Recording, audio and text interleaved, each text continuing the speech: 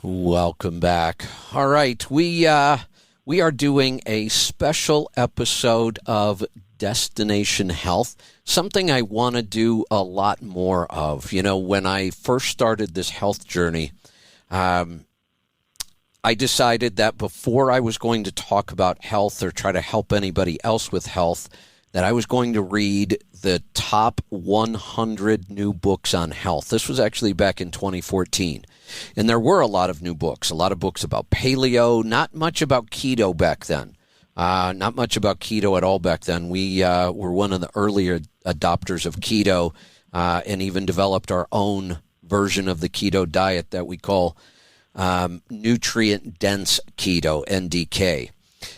So I started reading, and I read books on grains, and I read books on fats, and I read books on losing weight and calories and autoimmune conditions and digestive issues and cancer and diabetes and everything I could get my hands on that wasn't the old traditional stuff.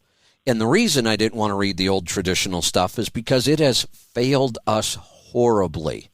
Look around. The government started telling us what we should eat in the 1950s or so, the mid-1950s. So we're about roughly 70 years into this experiment of the government telling us what we should eat, and it is a horrible failure in every way possible. Look around at the health of people today. One, there are way, way, way too many fat people around. And let's just call it like it is. They're not heavy. They're not big boned. They're not plus size. They're fat. And I don't want to fat shame people, but I also don't want to gloss over it and say, oh, that's okay. That's just you. No, it's not. It's a perverted version of a human being. And we should change it. And when we work so hard to make it acceptable, I think that's a really, really bad idea. And you have to admit to yourself that it's not pleasant to go through life like that in any way imaginable. Now, I also don't blame people anymore. I kind of sort of used to, and I feel bad about that. And, you know, we were all kind of brainwashed into this whole thing that, you know, the doctors just kept telling us, the government just kept telling us, well, if you're fat, it's because you take in too many calories and you don't burn off enough. And if you keep telling somebody that, the only logical answer is, well, then you're a glutton and you're lazy. But I know people who aren't gluttons and they aren't lazy, and yet they're fat, and they get fatter every year. So something went horribly wrong. And what went horribly wrong was our food supply and our food advice. The advice to drop all of the fat and cholesterol out of your diet and replace it with grains and carbohydrates, that's what's killing us. It's making us fat, sick, dumb, and broke, and then it kills us. But it kills us really slowly. They don't want to kill us fast because then they can't make any money off of us. But if you can keep somebody sick for 40 years, boy, you can make an awful lot of money out of it. If you can keep somebody diabetic for 40 years, you've just made $400,000 on a single patient. Why would doctors, hospitals, clinics, any of these places ever want to cure anybody of anything? They make far more money by keeping people sick. And the food industry is just as complicit. They make a bunch of really, really cheap garbage food, which adds to the fact that it is the sole cause of why we are fat, sick, dumb, and broke, and why we get fatter, sicker, dumber, and broker every year. But we could change that. It all comes down to what we put in our face every day. And this idea that cholesterol was bad for us, I don't know how they managed to pull off what might be the biggest scam in the medical history ever. The scam of cholesterol is bad and we all need statins to be healthy. It is really criminal what we've done. So what I want to talk about today directly, cholesterol and statins. So I decided to do it through a book review. The book is by Dr. Duane Graveline, and Dr. Graveline has some pretty impressive credentials. He is a former U.S. Air Force and U.S. Army flight surgeon. He's a NASA astronaut and a family doctor. Unfortunately, Dr. Graveline is no longer with us. He died in 2016, and he believes that one of the biggest factors in his death was the fact that he took statins. Now, the book that I'm going to review today specifically is by Dr. Duane Graveline. It's The Dark Side of Statins and the Wonders of Cholesterol. That's the title of the book, The Dark Side of Statins and the Wonders of Cholesterol. But Dr. Graveline has written several books on statins. In fact, I'll be referencing one later in the presentation, and I'll tell you what it is now. It's called Lipitor, Thief of Memory. And he had a crazy experience with this. I'll talk about it here right now. And I don't normally do this, but in this book review, I'm going to be reading quite a few quotes directly from the book. I sat down and I looked at some of these and I thought, well, I should maybe put these in my own words. And I thought, no, I want you to hear right from Dr. Graveline about some of these things. So before we get started, a couple things. One, cholesterol is not bad, and there is no such thing as bad cholesterol. We always talk about this good cholesterol, bad cholesterol. I've even done it. I've not done it in the same way the medical community has, but I've still used that term bad cholesterol. And over the years, I've been changing that somewhat. You know, the traditional medical community believes that total cholesterol matters, but that doesn't even make sense. Total cholesterol is made up of three different numbers: triglycerides, HDL, and LDL. Some of those numbers, the doctors told us they want to be lower, but at least one of those numbers, the doctors told us they want it to be higher.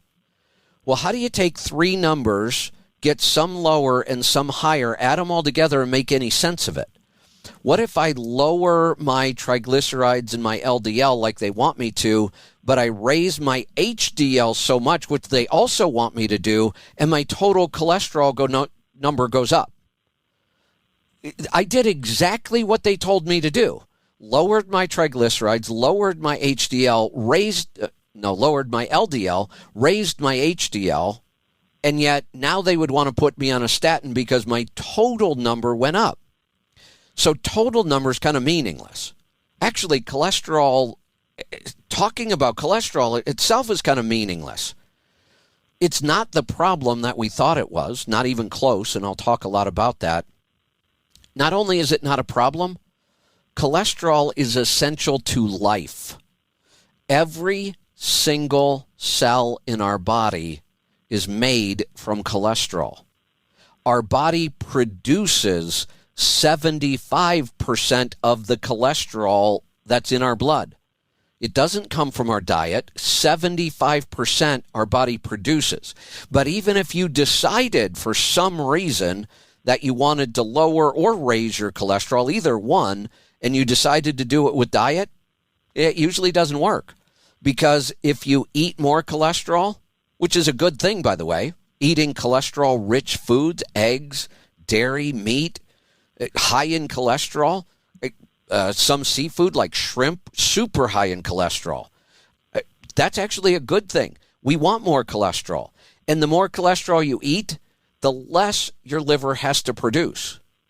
But now if we go on some kind of crazy low cholesterol diet, like we skip eggs and we skip dairy and we cut back on red meat, we're just asking our liver to produce more cholesterol. Our liver has 500 jobs to do in our body, over 500. Maybe if we eat cholesterol like we have throughout our entire existence on this planet, because we ate a lot of animal products as hunter-gatherers, maybe we could give our liver a little bit of a break and it wouldn't have to produce so much cholesterol. But the fact that our liver will produce 75% of the cholesterol we need should tell us something. If our body produces it, why are we trying to lower it? That's a good question.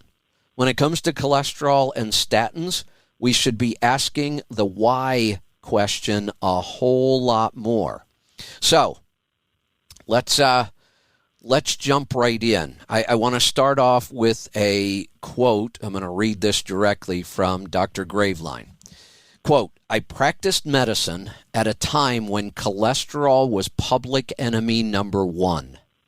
6 weeks after starting Lipitor, now this is the doctor starting Lipitor himself, because doctors also have doctors, and his doctor, his flight surgeon, recommended it. 6 weeks after starting Lipitor, I had my first episode of transient global amnesia, TGA. A year later, after re-challenging with Lipitor, I had my second attack of transient global amnesia, and we'll talk about what that means. Back to the quote. The brain is dependent upon cholesterol for the formation and function of memory. The full range of statin side effects goes far beyond cognitive dysfunction to include behavioral and emotional disorders, chronic nerve and muscle damage, and an ALS-like neuromuscular degenerative process. ALS is Lou Gehrig's disease. That's what most people know it by. I'm very familiar with it. My father died from it. There is lots of evidence that many, if not all, of the statins on the market can increase your risk of getting neuromuscular diseases like ALS. There are other similar diseases as well we'll probably be talking about throughout this. So what does TGA really mean? Transient global amnesia. So again, I'm going to read right from Dr. Graveline's quote so you can understand what he went through. Now remember, he's a pilot and an astronaut. And they watch their health very, very closely because they're in pretty dangerous occupations. And yet he had a doctor prescribing Lipitor to him. He had his first episode, and when he went back to his doctors and said, I think this was the statin, they said, oh, no way, that doesn't happen. But he quit the Lipitor on his own. And then his doctor convinced him to go back, and not long after he went back to starting it again, he had his second episode. Now let's describe what transient global amnesia is. Quote, you have no warning, and in my first episode of TGA, I retrograded 10 years. In my second episode of TGA, I retrograded 56 years. Here's what that means. I was abruptly 13 years old for an amazing 12 hours. What does that mean? He was 13 years old for 12 hours. So what happens and we don't know why this happens, we don't understand it, but it has absolutely been tied pretty directly to the use of statins. So what he's saying is, without any warning whatsoever, he lost all memory of anything he learned or experienced after he was 13 years old.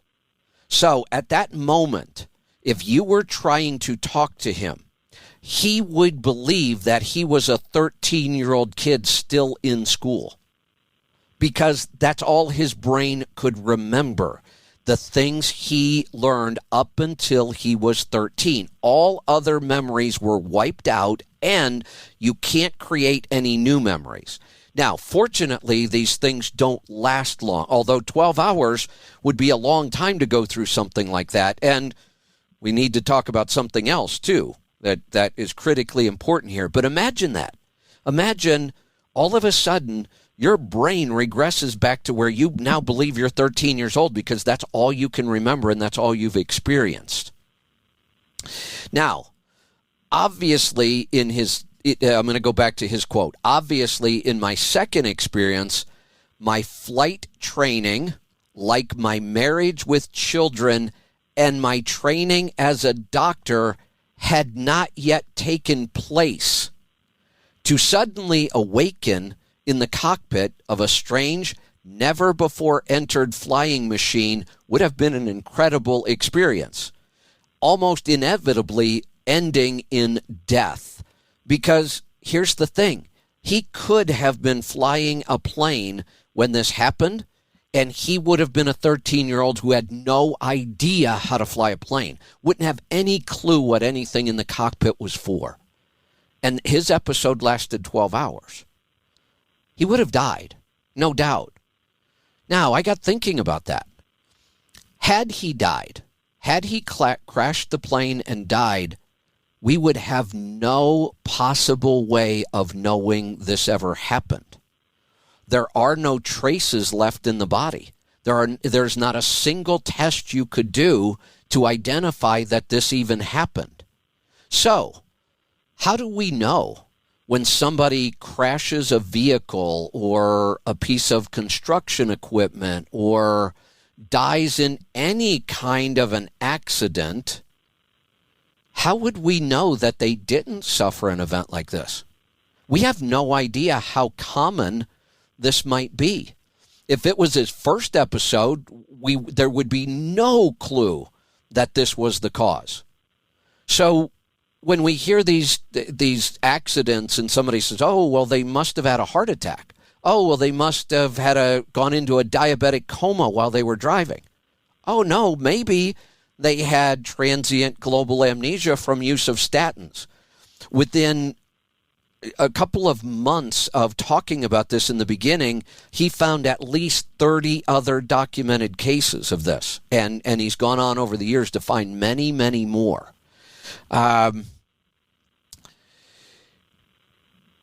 So he believed the medical community needed to have this information. I'm going to go back to his quote now. You can imagine my reaction to learn that the Archives of Internal Medicine rejected the manuscript. 2 months later, we submitted the paper. We submitted this paper to the Annals of Internal Medicine, and they rejected it as well. Now, Dr. Graveline has some pretty impressive credentials. He partnered with another doctor, Dr. Golomb, and he says both Dr. Golomb and I had abundant experience with submitting papers for publication. It was a very well-written paper disclosing a new reality, one that the powers that be controlling the peer review process were not ready to accept. Statins were simply too good. If anything, they should be put in the drinking water, was the prevailing climate at the time, end quote. And he's right. They were talking about putting statins in drinking water. That would be criminal. We already put fluoride in there, and that's a really bad thing. That should never happen, but it does. But the medical community refused to publish a paper that two very esteemed, very well-credentialed doctors who had published multiple papers, probably hundreds between the two of them, they wouldn't accept it. Why not? Yeah, we have to ask this question a lot. Why and why not? Why don't we know this stuff? Can you imagine, though, how this could happen and we would never, ever know that it happened? We would have no clue. And in fact, we would never be able to prove it. I don't believe they have any way, even if they suspected it, which nobody does because nobody even talks about this. And this isn't really new. Remember, I said Dr. Graveline died in 2016. So everything he's writing about happened at least before 2016. Much of this information goes back to the early 2000s. We've known most of this for almost 20 years now, and yet you never hear anybody talk about it. So here are some other things that we do know about statins, but nobody really talks about them. All of this stuff is well documented, but you very seldom ever hear it if you don't go looking for this stuff. Tens of thousands of statin users have complained to their doctors of weakness, instability, easy fatigue, muscle aches and pains, burning of their extremities, depression, and faulty memory, to which their doctors generally have responded, "You have to expect this now. You're over 50. How many times do we hear that? How many times do we say it? Oh, well, I'm getting older, so I forgot where my keys are. My joints hurt. I get tired easily. Well, the doctor's actually kind of on the right track, because what we now know is that statins speed up the aging process. And we even understand the mechanism that does it. And here's what the mechanism is. And I'm going to go over this several times throughout this presentation because I want you to start to understand this. One of the things we should always ask ourselves when we're looking at taking any drug, how does that drug work? What does it do? We actually have some drugs where you could ask anybody, you could ask the pharmaceutical company, you could ask their scientists, you could ask the doctors, and they would look right at you and say, "We don't know how it works." That's an absolute truth. We have drugs, they have no idea how to explain how they work. Now, with statins, we do know how they work. Remember I said our body produces 75% of the cholesterol in our blood? So statins block the pathway so it stops the liver from producing the cholesterol in the first place. So they do work to lower the cholesterol number.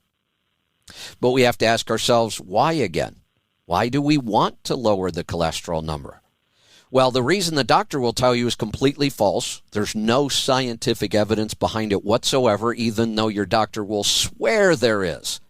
What I want you to do is ask your doctor to see it. Can you show me the evidence that says lower cholesterol is a better thing? Because in all honesty, the data says the opposite. That high cholesterol is a much better thing than low cholesterol. And it makes sense. Our body produces cholesterol. We need cholesterol for a lot of functions in the body. It's in every single cell. So we take a drug that blocks cholesterol, our liver can't produce it, so our cholesterol number goes down, and the doctor said, look, it worked. Well, yeah, it worked to lower the cholesterol number, but did it make me healthier? No, made you far less healthy, because here's something else that they don't tell us. I'm going to jump ahead. I had this later in the presentation, but I want to jump ahead so you understand this now. So what we're talking about, statins block an enzyme, not that this matters, called HMG-CoA reductase that the liver uses to make cholesterol. The statin blocks the pathway so this enzyme can't get to the liver, and without the enzyme, the liver can't make cholesterol. Now, I've done a really, really deep dive into cholesterol and statins. I did it several years back. I did it again. I've read many dozens of articles about how statins work. And they all say that they block that enzyme. But what they fail to say is what else happens when you block that passageway. Remember the concept of unintended consequences?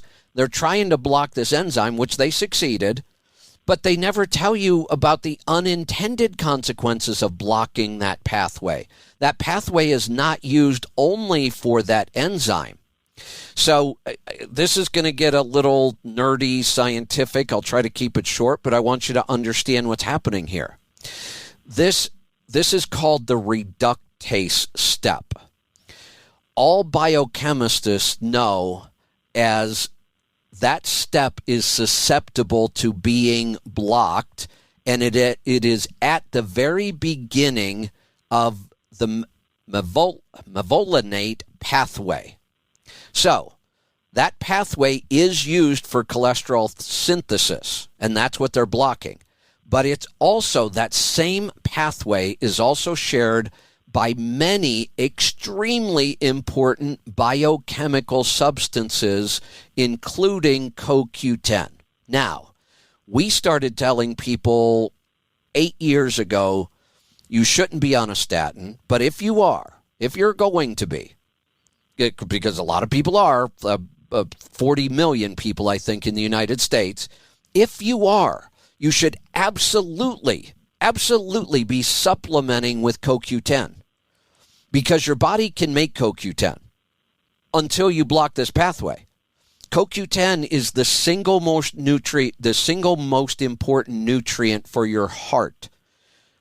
Wait a minute. I thought we were taking statin drugs to improve our heart health, but a statin blocks the single most important nutrient. Now, at least now you see some commercials now and then about CoQ10, but I swear I have asked several hundred people on statins if their doctor told them they should be supplementing with CoQ10, and not one of them said yes. Not one.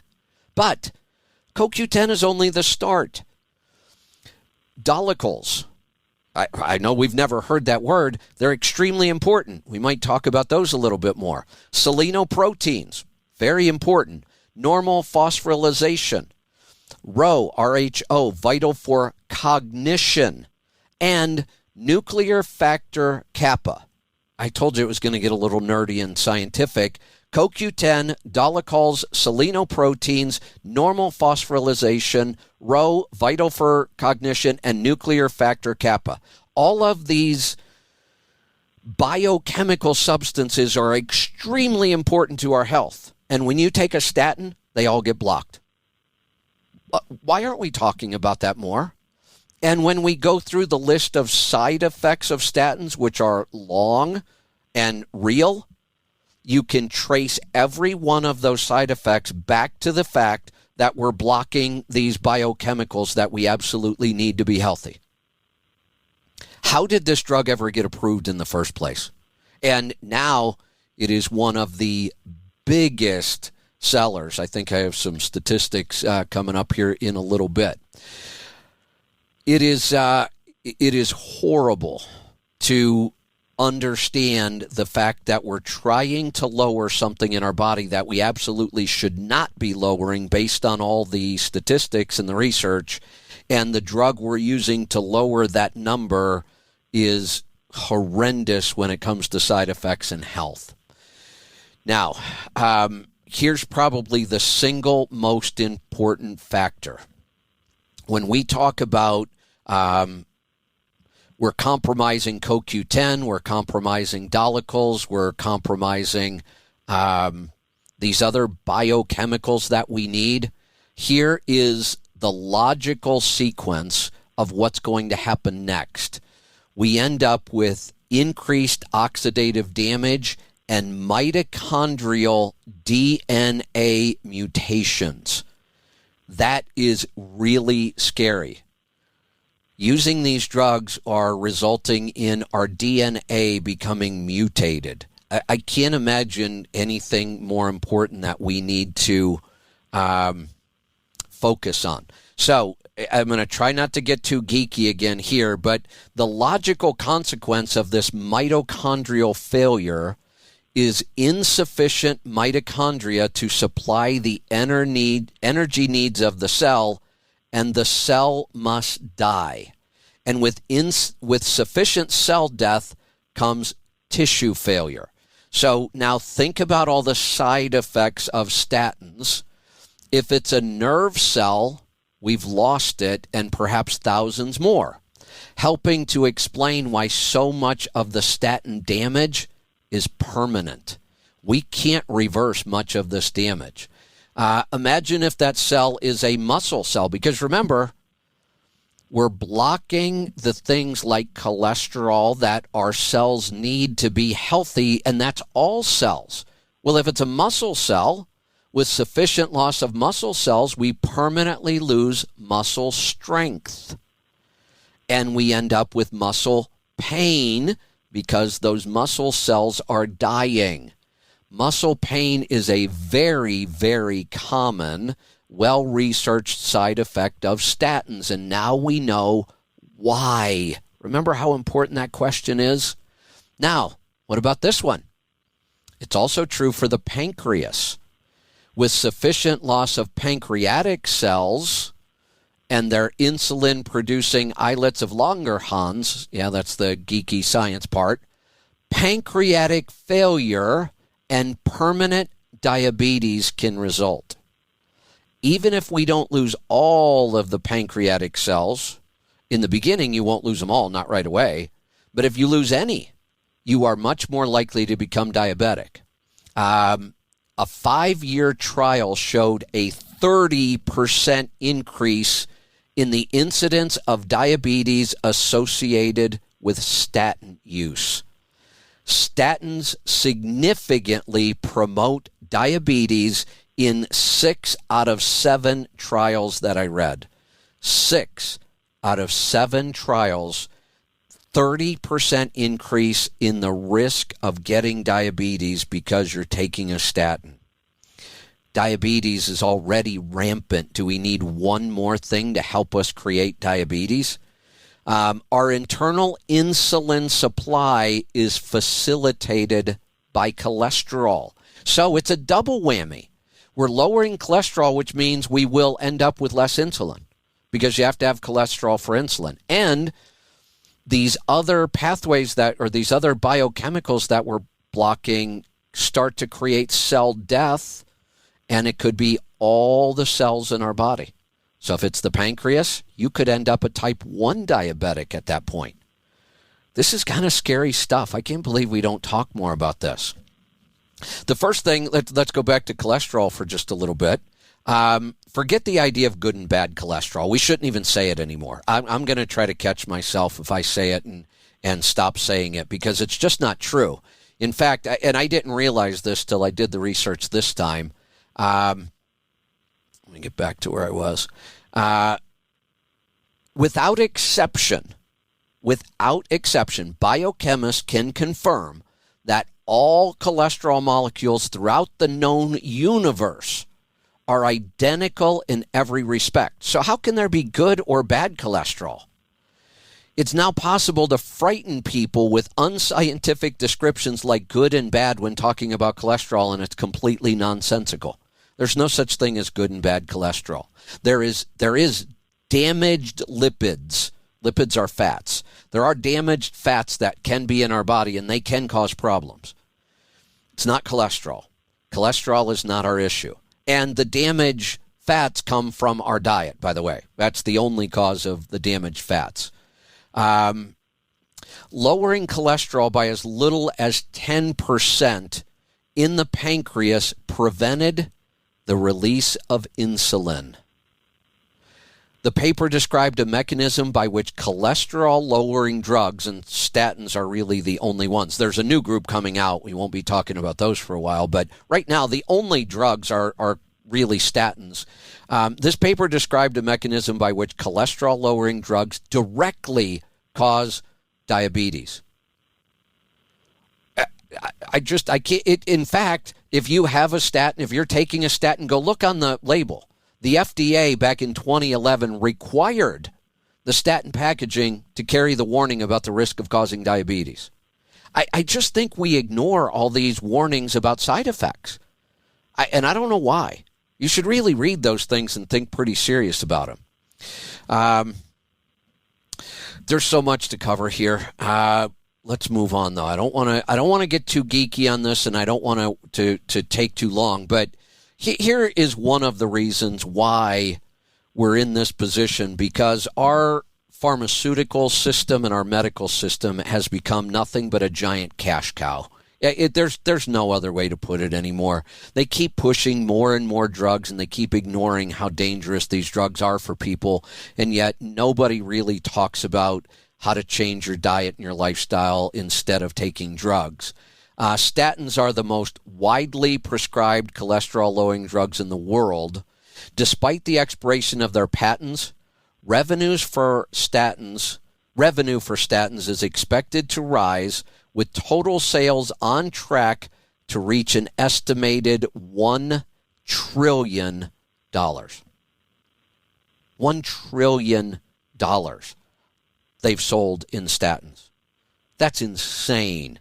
And that's even with the patents expiring, but they'll just create new drugs so that they can go make a bunch more money. And like most drugs on the market, they won't work nearly as well as they try to convince us, and they will totally ignore the dangers and the side effects.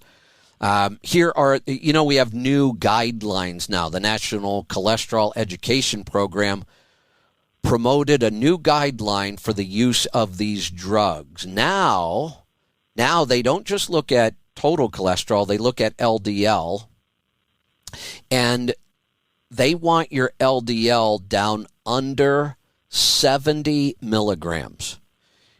What that means, that is an abnormally low level of cholesterol, and the only way you can get down that low, there is no way through diet you can do it. Doesn't happen. The only way you can get to low levels of cholesterol like that are high doses of statin drugs. Not just taking a statin, but for some people, they have to give them incredibly high doses. Well, the bigger the dose, the worse the side effects. The dose is the poison. That's one of the things we say in nutrition. The dose is the poison. You can take a little bit of something and it can be really helpful. You take a lot of it, it could kill you. There are substances like that.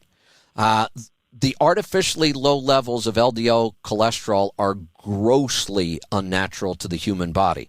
That's a quote directly from a traditional doctor, by the way, not even a functional doctor. There is absolutely no credible science that offers proof that lowering cholesterol levels to physiologically abnormal levels reduces cardiovascular risk. No science or evidence behind that whatsoever. But I just read an article by a doctor who I traced it back, and he has strong financial ties to one of the makers of one of the popular statins. And his quote was the exact opposite. There is no credible science, but he said there are mountains of science, mountains of evidence. No, there's not. It's just not out there. And what is out there, all you have to do is trace it back a little bit and find out that it was all the studies were paid for by the pharmaceutical companies who sell statins. Can you say conflict of interest? The real big question here is, why do we want to lower statin levels at all? We really don't. We don't want low cholesterol. The evidence shows, especially as we age and get older, that the higher our cholesterol number is, the healthier we will be and the longer we will live. So we talked about how statins work. We talked about the fact that statins are really, really bad for us because they block so many biochemicals that we need to get healthy. So let's talk a little bit about the side effects, the negative side effects of both lowering cholesterol and taking statins, because there's a double whammy here. When the drug does what it's supposed to do, lower our cholesterol, that creates negative health consequences and side effects. And then the drug itself causes negative health effects and side effects. So we get multiple. And that's why the list of side effects, and they're pretty common. It's pretty long. The consequences of lowering cholesterol with drugs, we know that it causes adverse side effects in up to 30% of users. That's a lot. Conservative estimates indicate that at least 1% of patients, the side effects are serious enough to be life-threatening. That means, based on the number of people taking statins in the U.S. today, that at least 350,000 of those people are at risk of dying from that statin. People die from prescription drugs all the time. It's really common. And they die from taking statins. You don't ever hear that very often. And then they'll say, oh, well, it's really minor. It's only 1%. Okay. So if you know 100 people that are taking statins, you might be the one. Those aren't really good odds. I don't like those odds. I have a 1 in 100 chance that I could die from taking this drug. No thanks. Now, here's some of the side effects. Damage to muscles. It's not just muscle pain that might go away someday. It's permanent damage to muscles, including the heart. The heart is a muscle. Also, exercise intolerance. Can't work out. You just don't have enough energy. So your muscles will fade and deteriorate even more because you don't have the energy to work out, and you're losing muscle cells from the drug itself. Increased risk of dementia and increased risk of multiple sclerosis. These are serious diseases. Neuromuscular problems, aches and pains, and ALS, Lou Gehrig's disease. Increased risk of Lou Gehrig's disease. Like I said, my father died from it. I watched it. It was a horrible experience. Increased risk of diabetes, poor maintenance of bones and joints, suppression of protective skin secretions, and increased MRSA infections. Now, we have diabetics who have poor wound healing already, and now we're making them more susceptible to MRSA infections. MRSA tends to only happen when you have an open cut on your skin. But if you're a diabetic, you get open cuts, they don't tend to heal very well, and now taking a statin would increase your risk of getting MRSA. MRSA is an infection that you might have to have something amputated because of. These are not minor side effects like a headache and nausea or, fatigue. We're talking serious stuff. There's not a lot of studies on this, but if you look at the numbers, people on statins get cancer more than people who aren't on statins. We don't know why, because they haven't really researched it much. Again, we have to ask the question, why would anybody want to lower cholesterol if these are the results of doing that? Now, here are some other crazy statistics. Statins, because they block a lot of those biochemicals, are affecting mood and cognition. Fully 20% of the adverse reports for statin drugs include such symptoms as aggressiveness, hostility, sensitivity, paranoia, depression, sleep disturbances, suicidal ideation, suicides, homicidal ideation, and road rage type behavior. Men and women will state, this is not the person I married. Their spouses realize something changed. Nobody ever traces it back to the statins, even though the medical community knows all of this stuff.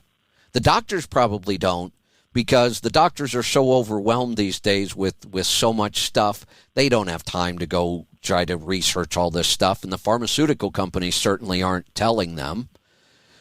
So let's move on. Here's something else. Neutrophils, macrophages, and natural killer cells are the first line of defense against injury and infection. They use glycoprotein matching to identify problem cells. Now, I don't want to get too deep into the science, but B lymphocytes produce our antibodies, and our T lymphocytes engulf and destroy invaders. This function is dependent on proper glycoprotein identification. There's no disputing the ability of statin drugs to inhibit dolichal synthesis. Therefore, impacts on the mechanisms of glycoprotein action are inevitable. Let me explain in English what that all meant. Oh, okay. Bruce was trying to get my attention out there. Let me explain what this all means. When we talk about neutrophils, macrophages, natural killer cells, T cells, B cells, lymphocytes, that is our immune system. That's what keeps our body healthy from outside invaders. I'm sure you've heard the term, oh boy, I just drew a blank. I was reading something when I was trying to talk there. We now have all of these these diseases where our immune system attacks itself. Autoimmune, that's the word I was looking for. Autoimmune conditions. We talk about them all the time now. When I was growing up, I don't ever remember hearing that term. I didn't know anybody that had, well, I knew somebody who was a type 1 diabetic, but I didn't know that that was an autoimmune condition because I had never heard the term. Now, in today's world, we have over 100 autoimmune conditions and diseases, over 100 of them. Do we wonder why? With such a poor diet and drugs that virtually destroy our immune system's ability to understand what is a true invader and what is our own cells. That's what all that science I just read, all that geeky sounding stuff was saying. That when you're taking a statin, your immune system has a very, very difficult time trying to figure out what is a true invader and what is a cell that belongs in your body, and that's how we end up with autoimmune conditions. So back to the idea that these drugs absolutely interfere with our DNA, whether it's nuclear or mitochondrial. I'm not going to get too deep into that. But here again, another quote from a traditional doctor, not a functional medicine doctor, quote, "I can think of no greater pharmaceutical concern than a drug that interferes with our DNA, whether it's nuclear or mitochondrial." And statins absolutely interfere with our mitochondrial DNA and can damage it to where it can't be repaired. And that's where many of the side effects come from, because then the cell dies. And now, again, we're talking about every cell in our body. With sufficient mitochondrial damage, fatigue becomes inevitable. Without mitochondria, you can't produce energy. But if you go into your doctor and you say, boy, since I started that statin, I'm just tired all the time. I have no energy. I can't do anything. He'll say, well, you're just getting old. Every cell comes equipped with mitochondria. Every one. It's the energy producer of the cell. Muscle, heart, and brain cells have hundreds of mitochondria because of their metabolic energy demands. So now our brain, our muscles, and our heart are being damaged. The mitochondria in each one of those cells are being damaged, and will lose function in all of those areas. One more thing on the risk of statins. I know I'm covering these several times, but I'm actually taking quotes from several different doctors, so you understand this isn't just one doctor, one book. There are dozens, probably more than dozens, many dozens of books out there about the dangers of statins and the wonders and amazing things that cholesterol does in our body. And yet very few people have ever heard any of this stuff. All right, quote, "In the past, I have cautioned about the use of statins for those with diabetes because of the report by Geist," that was a researcher, "of a much greater tendency for peripheral neuropathy in those taking statin drugs." Now, if you're a diabetic, you know neuropathy is serious. And again, back to the quote, "Since neuropathy is already a serious problem for diabetics, the effect of adding statins to their treatment program has always concerned me. Mitochondrial damage, the special focus here, raises the risk of peripheral neuropathy for many people to excessive levels." Now, if you've ever experienced neuropathy, I haven't. But I understand kind of, I think, what it feels like. You know what it feels like when you sit on your foot or you sit wrong and we say your foot went to sleep and it's this pins and needles, and luckily it's over in a minute or two. Imagine feeling that all day long. That's neuropathy. Now, we know statins increase the risk of diabetes by 30%. Once you have diabetes, you're at risk for neuropathy. And now we also know that statins increase the risk of neuropathy. Is it any wonder? Now, we give somebody a statin and it causes them to be a diabetic. Oh, well, now we can give them a bunch more diabetic drugs. Oh, now they're diabetic and they're taking statins and they have neuropathy. Yeah, they have drugs for neuropathy. They're not very good. They don't work hardly at all, but I'm sure they're working on new ones.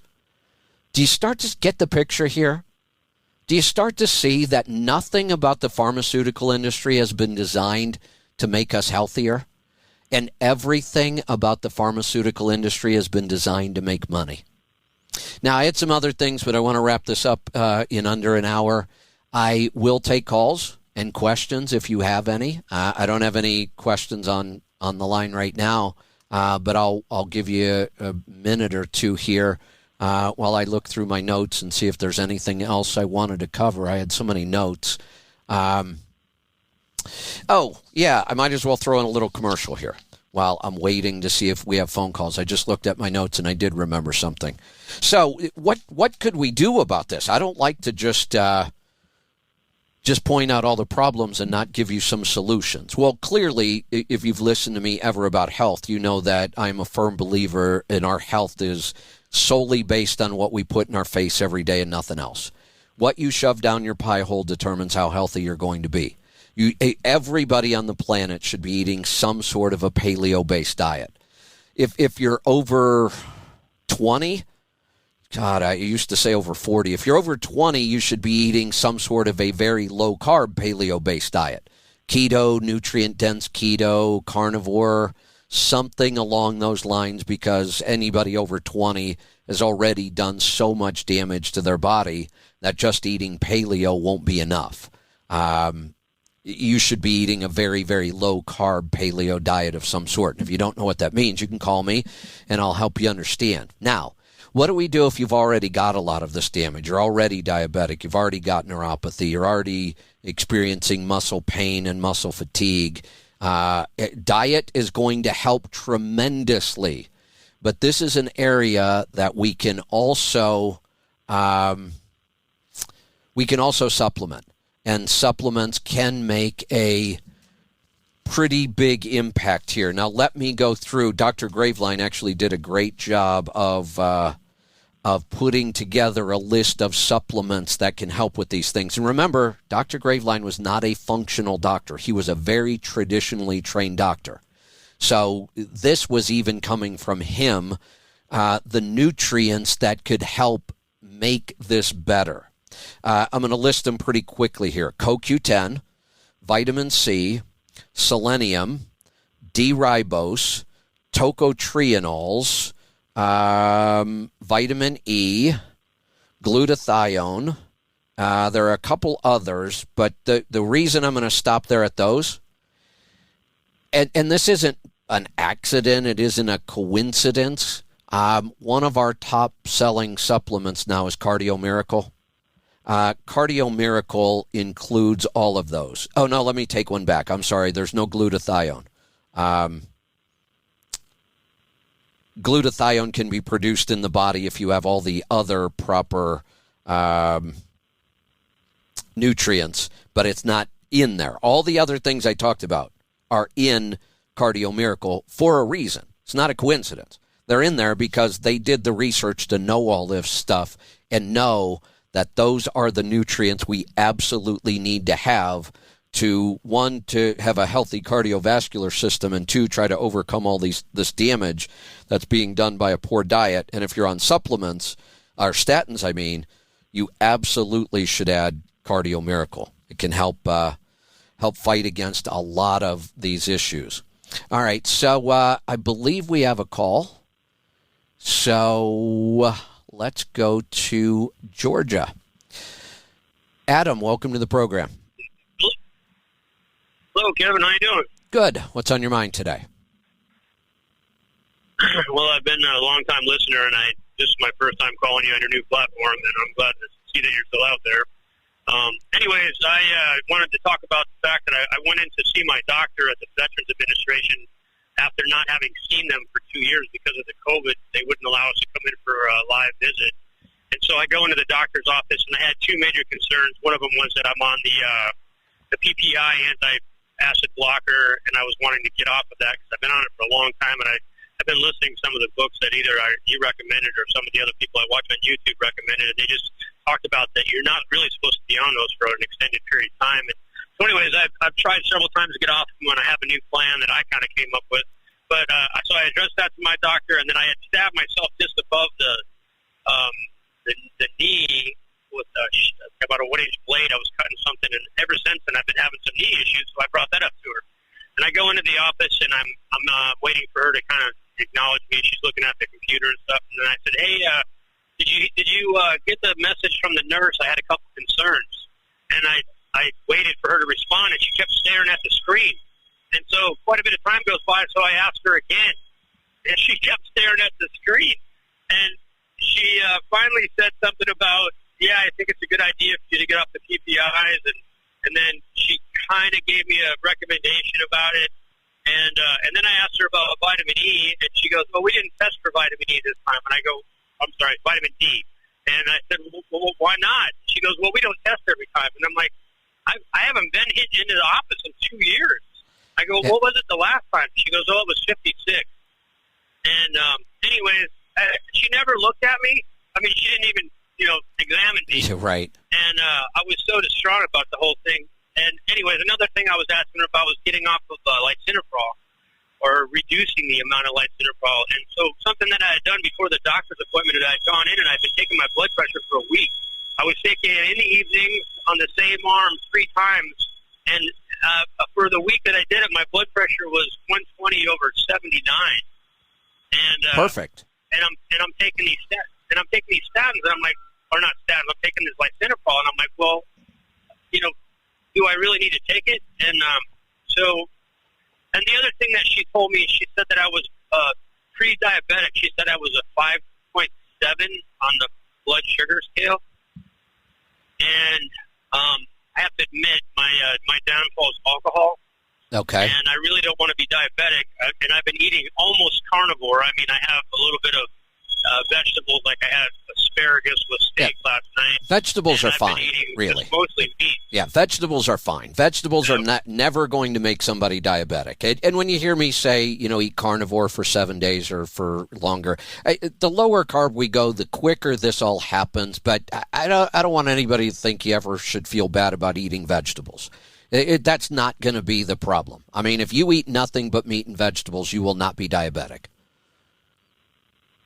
Well, my thing is that I'm going to continue with that diet, and then I might come up with a plan. I mean, I like to drink, so my plan is 1 day a week, either Friday or Saturday night, whichever one.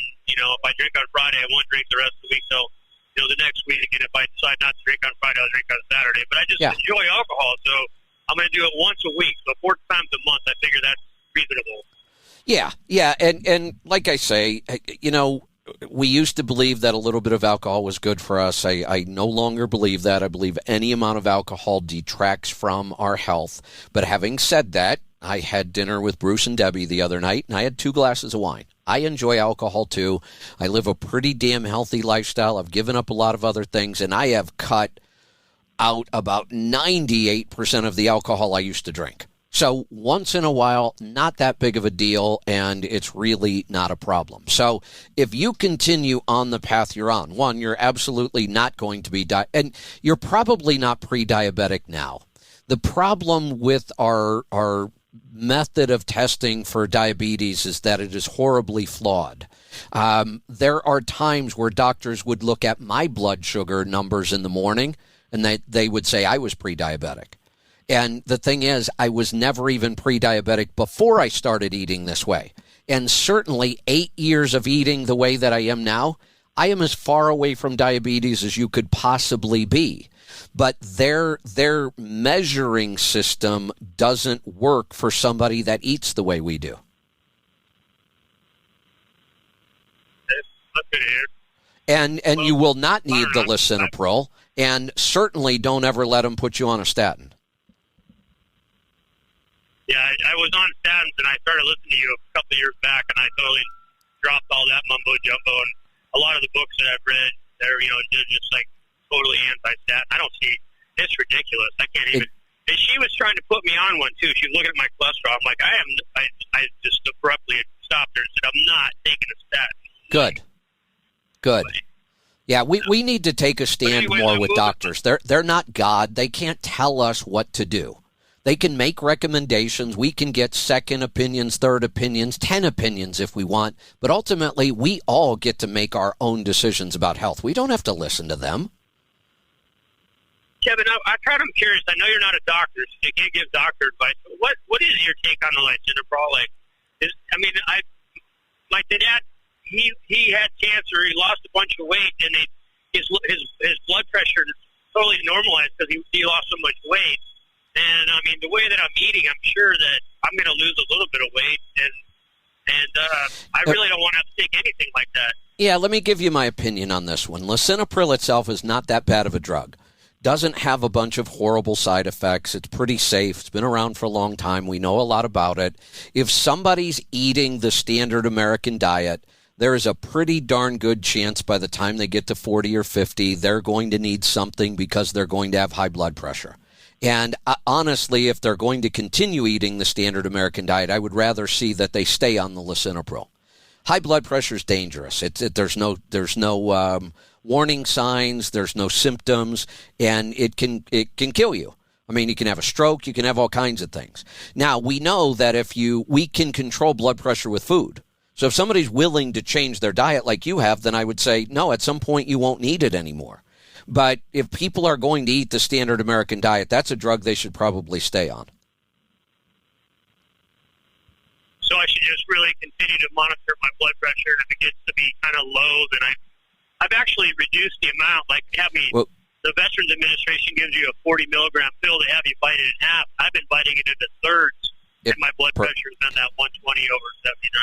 Perfect. And here's something else you can do. Go to taking it every other day for a while and see what happens.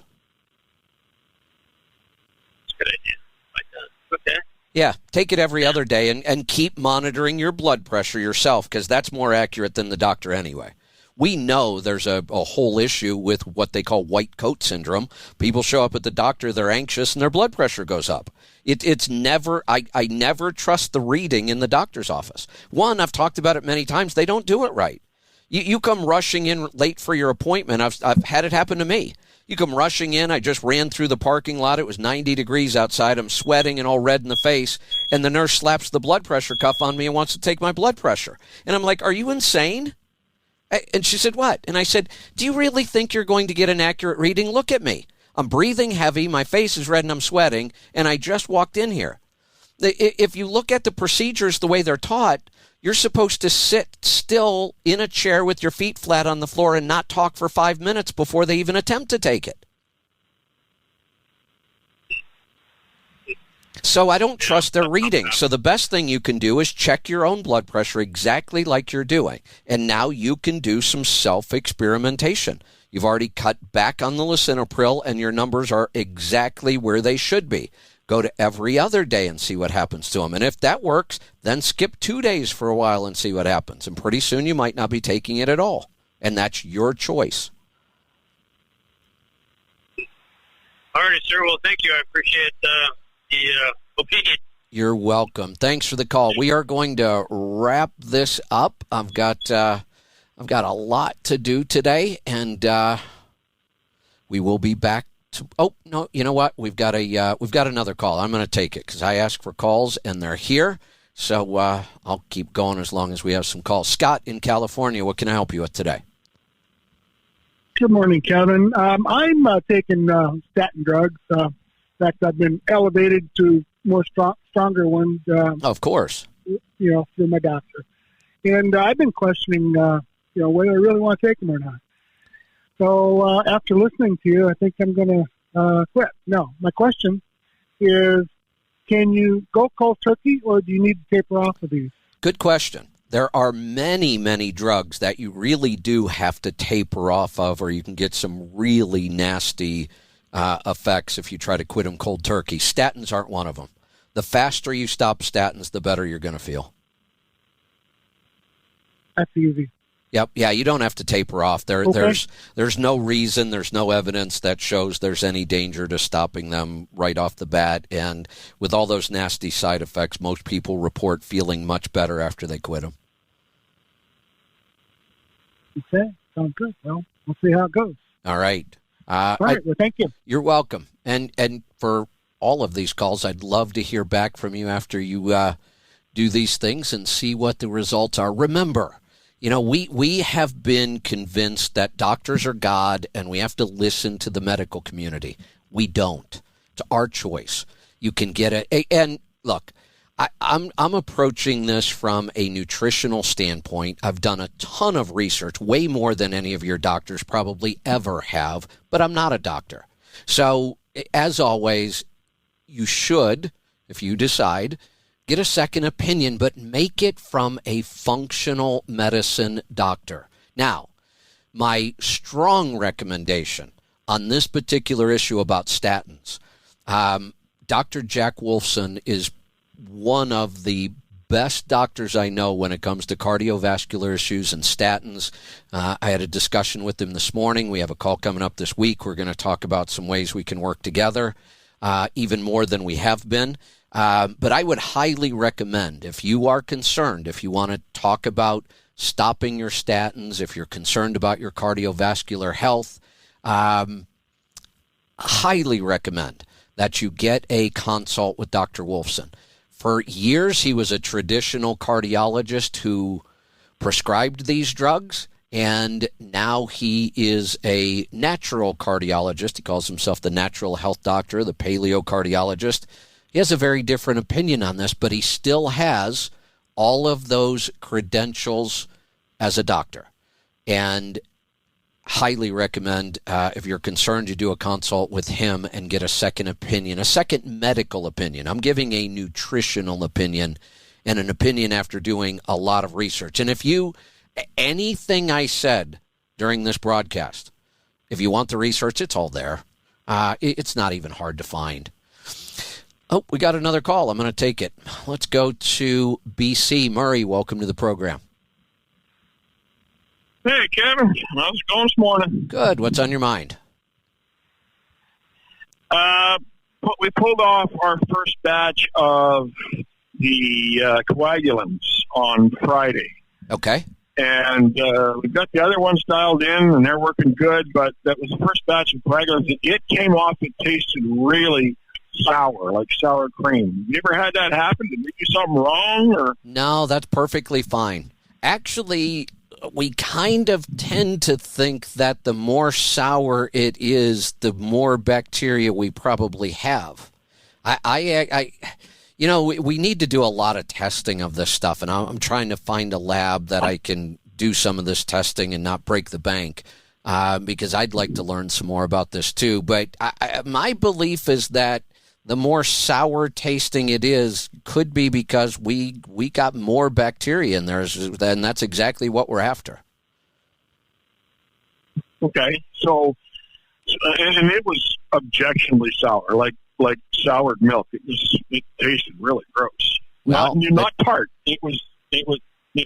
Well, you said kind of like sour cream. So, no, like sour milk.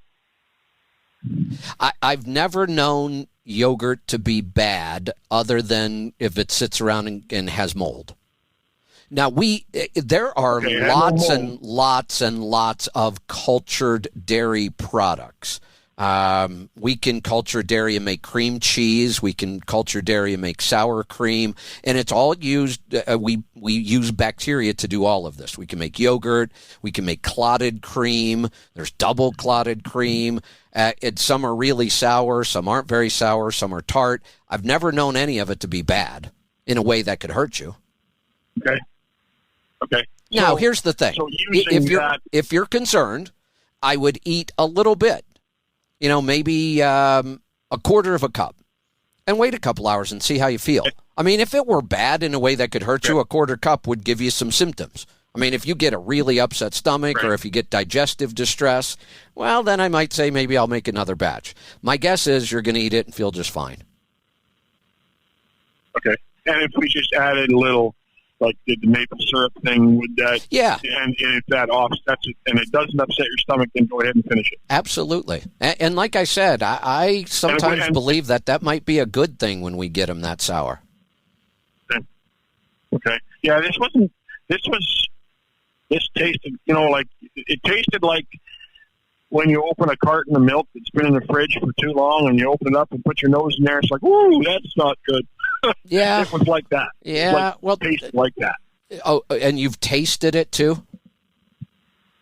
Oh yeah. It left a horrible taste on the tongue and a bad taste in my nose all afternoon. Have you had anybody else try it? Yeah, Norma and I both tried it. Well, maybe. I mean, even if it's not going to hurt you, who wants to eat something that makes you that tastes that bad? Yeah.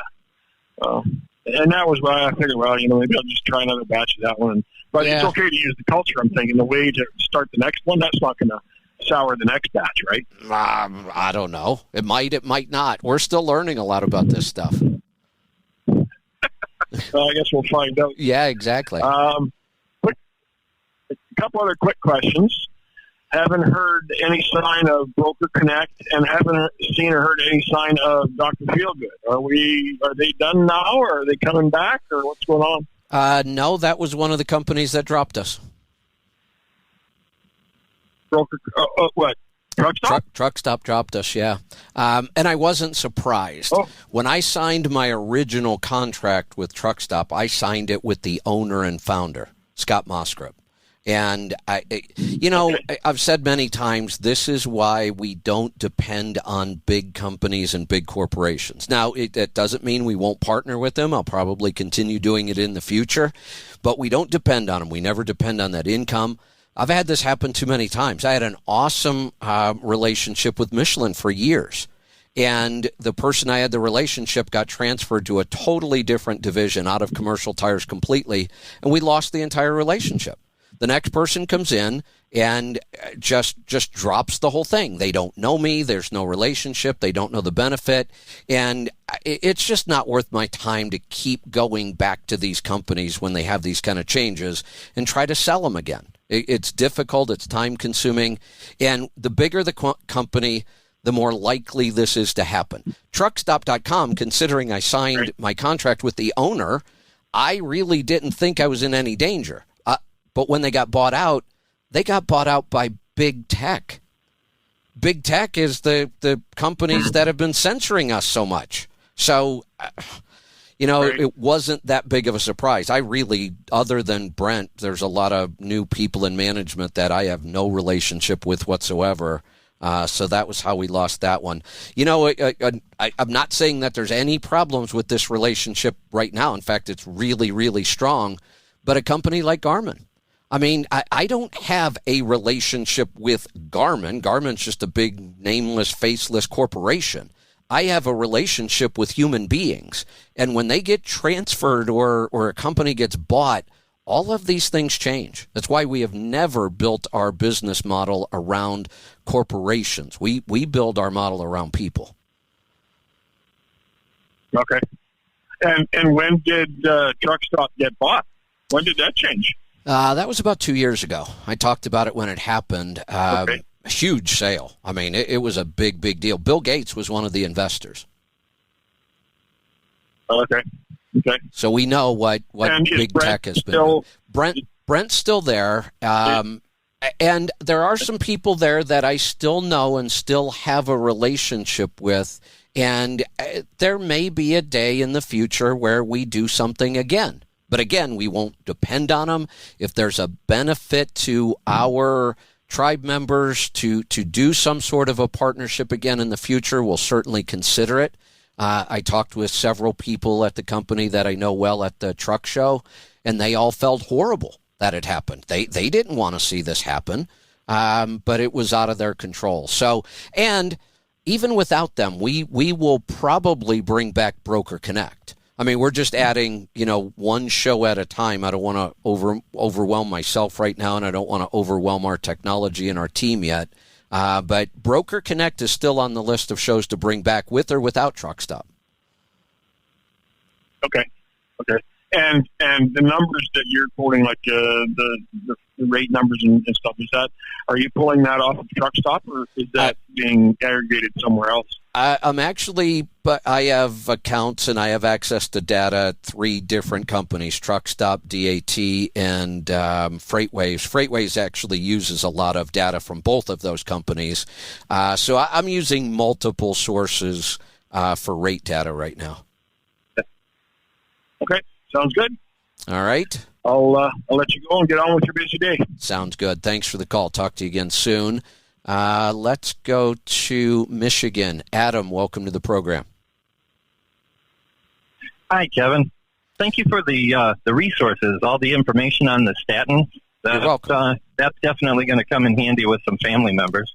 Good. But And- I've got a and- question about yogurt But, today. Yeah. By the way, don't forget ahead. don't forget those books. Anything by Dr. Graveline. He's got one, like I said, Lipitor, Thief of Memory, where he tells that whole story about losing. Can you imagine that?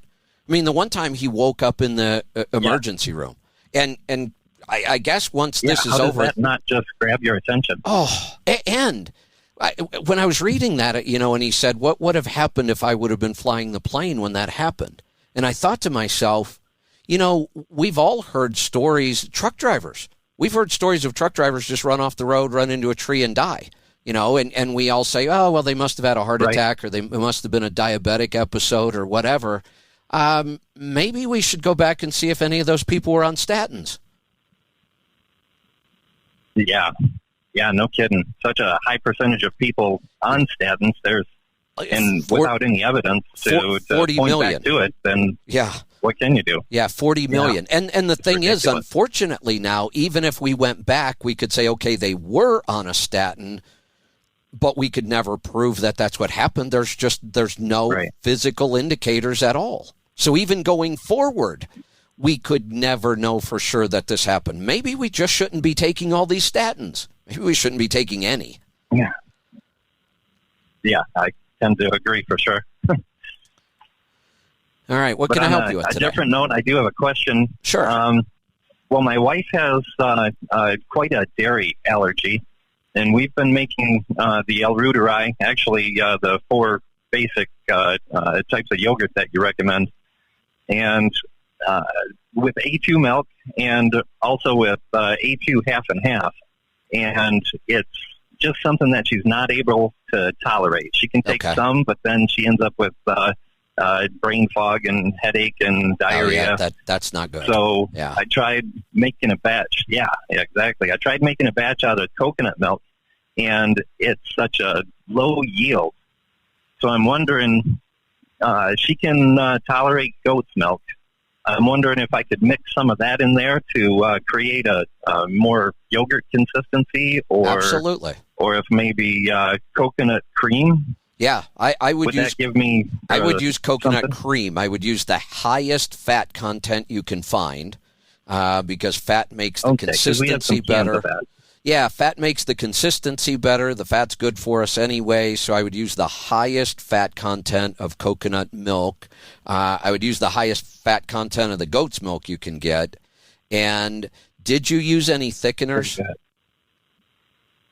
No, we haven't. I went through Dr. Davis's book, but I didn't really notice at the time, audiobook, I didn't really notice at the time him speaking much to the coconut milk. Yeah, if you, For the yogurt. what is his website again? I think it's he's got something called the Inner Circle.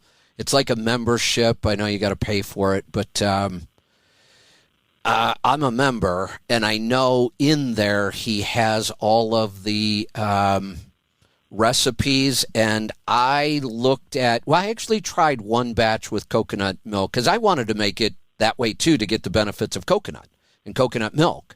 The problem I found was I just really didn't like the consistency because you have to use a thickener. Yeah, you have to use a thickener to get it to where it's got a nice mouthfeel to it, and then I didn't. It wasn't horrible. I'll say that. It was not horrible. It's just it wasn't nearly as thick and rich and creamy as using, half and half was. And I don't react negatively at all to the half and half, the A2. So I just preferred to stick with that. But he does have very specific recipes to make it with coconut milk if you get on his paid website. And it's not that expensive. If I remember, it was pretty darn cheap. No, I think it was $10 a month or something. Something like that sounds about right. So look up like Dr. Davis Inner Circle, or it sounds like you've already been there. In that section, from the Wheat Belly blog. Yep, he has all the very specific recipes and which thickeners to use and how to do it, and it's all laid out. Yeah, good point. Very good. All right, I appreciate that. I want to get these good gut bugs. That's right. Helping my wife, and we're just having all kinds of trouble right now. Yeah, it's a shame that this is as difficult as it is. But I can tell you, once you get it figured out, and I know the coconut milk makes it a little more difficult, but even then, the batch that I made was not that difficult. If you follow his instructions, and it came out thick, and I didn't have any separation, so I got a nice yield out of it. I just didn't enjoy the mouthfeel as much as I do with half and half. Yeah, I can understand that. It's certainly a lot more like kefir, at least what I come up with. Yeah, and now then mine making a gallon of it, there right. wasn't much yield. Yeah. Now with the thickener, mine came out like yogurt. It had a good thick consistency to it, so it can be done. Yeah, I'll have to join that inner circle and look for that recipe then. There you go.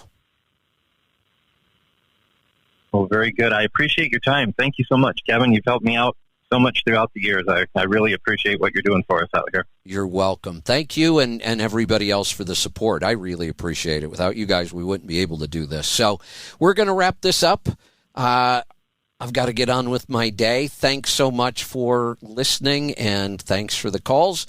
And we will do it again tomorrow. It will be the Power Hour from right here at Pittsburgh Power.